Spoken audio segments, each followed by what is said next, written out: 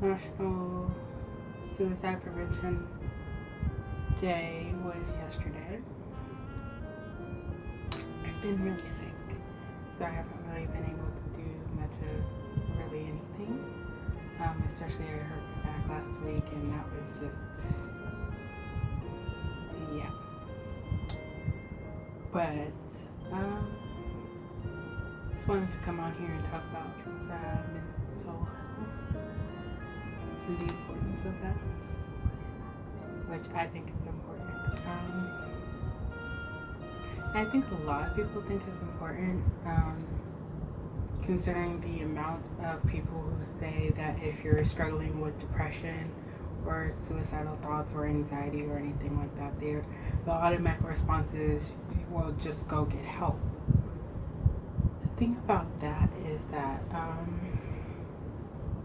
not everybody is in a position to get help. You know, some people don't have the income, the resources, a means to get help. And even if they do have those means, I'll just talk about something recently that happened. Somebody I know is currently struggling with their depression and anxiety. And so their doctor recommended that they go and see a therapist because the anxiety is fairly new. And she kept trying to make appointments to go see the therapist, and they kept rescheduling or canceling and rescheduling. And it got to the point where it was like a month later after she had scheduled the first appointment, she still hadn't been able to go and see the therapist even once. And this was with all the resources and with trying and trying to go and trying to get better. This was with all of that. So it's not really that easy. And for me personally, I started struggling with depression when I was in middle school. And then I would beg my parents to put me in therapy. And because I wasn't the one who was acting out and I wasn't the problem child, they basically said that no, there's nothing wrong with you, that you need to go to therapy, and refused to let me go to therapy. Alternatively to that, even when people do go to therapy, as was the case with that one K-pop star from, I think the group was SHINee, was it? I don't remember what group it was from. I just remember seeing that a K-pop star had killed themselves, and it was all over my feed and all over my Instagram and everything. I think it was SHINee. If I'm wrong, correct me down below. And if you don't know, then we're in the same boat. However, this happened, a year ago? Or 2 years ago, I think. I don't remember. But he had gone to a therapist and he was seeing a therapist. And it came out that he was talking to his therapist about his depression and his suicidal thoughts. And his therapist's response was to tell him that that it was his fault, which ultimately led him to kill himself. And then, so what do you do when you're in that position where you know something's wrong, you know that you need to get help, you go get help, and then when you get help, they tell you that basically everything is your fault. Now, if you're feeling depressed, or if you're having thoughts of killing yourself, and then they tell you that it's all your fault and just to get over it. What do you do at that point? Because just go get help doesn't work when you go get help and the help that you're getting is worse than dealing with it on your own. Not only that, but people still have this notion that if a person kills themselves, that, you know, they're selfish or it's their fault, or, you know, they don't deserve sympathy because they decided to end it.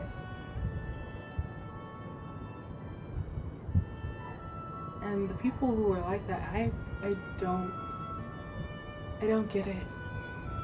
Because it's not like somebody gets cancer and they get treatment, and then if they still die from cancer, we're like, it's that person's fault for not getting help, or is that person's fault for getting help but not taking it, or like not doing it right out. Or it's not like if somebody gets hit by a car and they break their leg, and then we tell the person who broke their leg, it was your fault for being in the middle of a crosswalk in the street while cars were on the street as well, you know. Or like somebody who's schizophrenic, like you wouldn't go up to them and be like, oh, just don't be schizophrenic anymore. Or somebody with bipolar disorder, or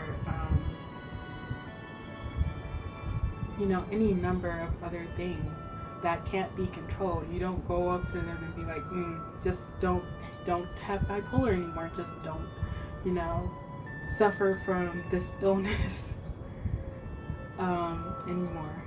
But for some reason, with depression and anxiety, people feel like, you know, you're more in control of it, when it's literally a mental illness that you can't control. Like, it's caused by a chemical imbalance in your brain. You're not producing enough of the chemical to be normal. And so it causes you to feel down and feel miserable about yourself. And it causes you to have anxiety and have anxiety attacks, and, you know, but for some reason people feel like that's more in your control, and so you should be able to get over it, versus any number of other illnesses that aren't in your control that people feel more sympathetic towards. Like, I still can't watch any movies with Robin Williams in it. I only recently started listening to Linkin Park again on the anniversary of Chester's passing. I never did listen to Shiny. Yeah, I think that's the band that the K-pop star killed himself in. I never did listen to them. It's nothing against the crew. It's just not my type of music. You know, they don't create a style that I like. But it's nothing against like that particular group. It gets really difficult to deal with depression when people who are in the same boat as you tell you to just get over it, or people just assume that you're not trying hard enough, and they tell you this to your face, like you're just not trying hard enough, which tends to, people think that saying stuff like that is healthy.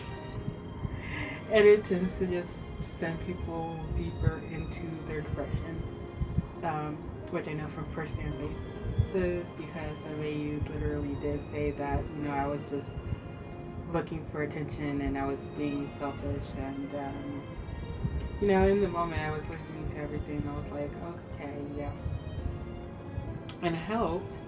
Then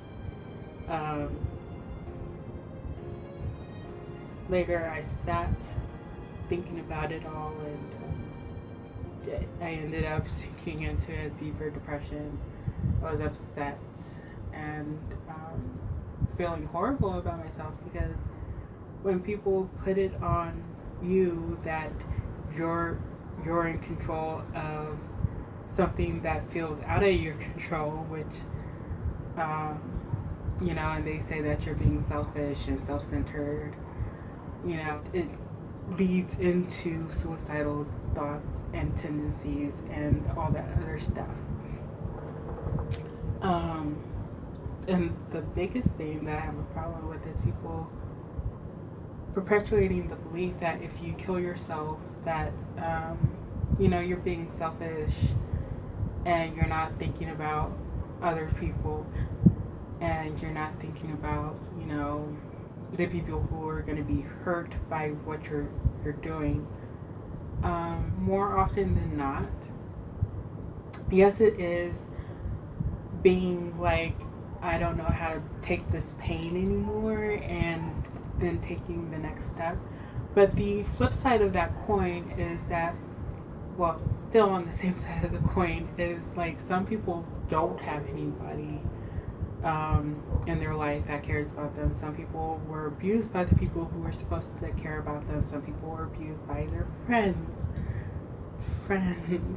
Some people were, abused by their spouses or their boyfriend or girlfriend, or, the people who are supposed to be your strong tower and the person that you lean on in times of need. Some people don't have those, or the ones that they do have are only perpetuating their mental illness. On the flip side of that coin, having people in your life that you can talk to and who are there for you and who care for you. When you have all that and then you still feel depressed, you feel like, oh, I'm causing them more harm. People say, I didn't know that they were struggling with this, or I couldn't tell. Like, my mom didn't know until I was 18, and I finally came out and told her that I had depression. She didn't know that I was struggling with depression, because we perpetuate this system where it's like, if you have depression, then you're selfish and you're just bringing other people down. So then people who are depressed sink back into themselves and repress it and put on a mask so that other people don't know that they're depressed, so that they don't feel like they're, bringing other people down or hurting other people with their depression. And so then when they go off and kill themselves, it's a surprise. But then in the same breath, we want to tell people who have depression not to be afraid about talking about it, but then tell them that they're selfish that they do. This system that we have, like, it's getting better. Like, the stigma against mental health is getting better, but it's still very bad. And it's even worse in, like, other countries. Like, it's a lot better in America regarding mental health than it is in other places. But that doesn't mean that America is perfect and we can just be like, oh, nobody in America can have any problems, because look at all the resources we have, but our medical system is fucked. The way we treat people with mental illness is fucked. Like, it's like, in my opinion, it's like 50-50. On the one hand, we have the 50% that's like, oh, get help, talk to somebody, don't feel so alone. And then on the other hand, we have the people saying that if you feel that way, then you're selfish and you're just, making people feel bad for you, and you're doing it for attention. And I'm hoping that with the coming years, this gets better. Because I really don't want to see any more celebrities,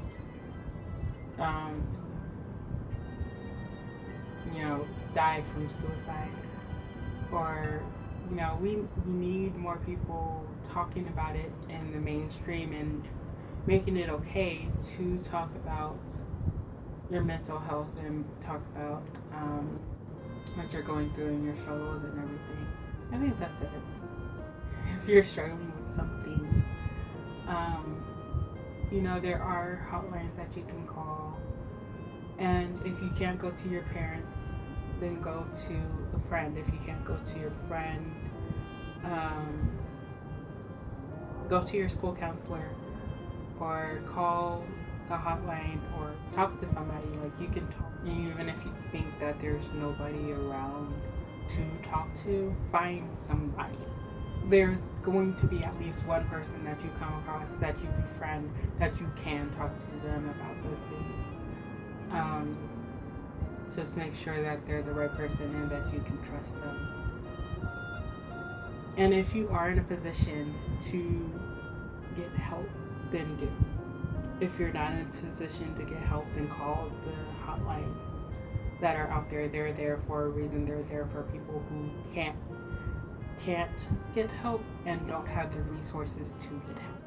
For the people who don't struggle with any kind of mental health issues, don't put other people down because you can't comprehend what they're going through, because what they're going through is hard regardless of whether you see it as weakness or selfishness. Take the time to take a psychology class, at least one. What other people who don't have it as good as you, see what they struggle with on a daily basis. Like, it's not just something that comes when I feel like it, or it comes when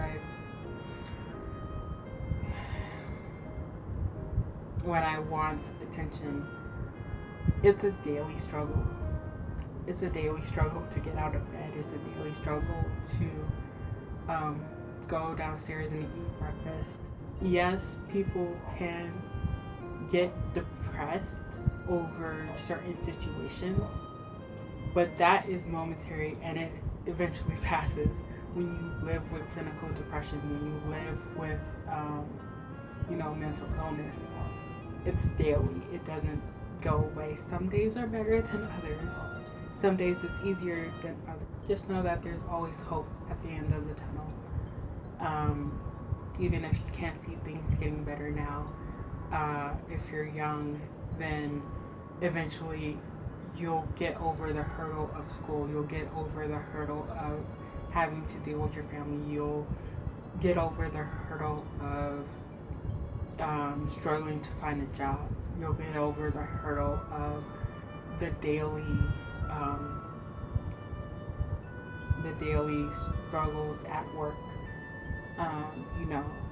Eventually you will get over that hump. I think that's it. A lot to say. I don't even think this made any sense, but if it helps somebody, if it did help you, then I'm happy that I was here to help. And if you need somebody to talk to you, you can talk to me in the comments.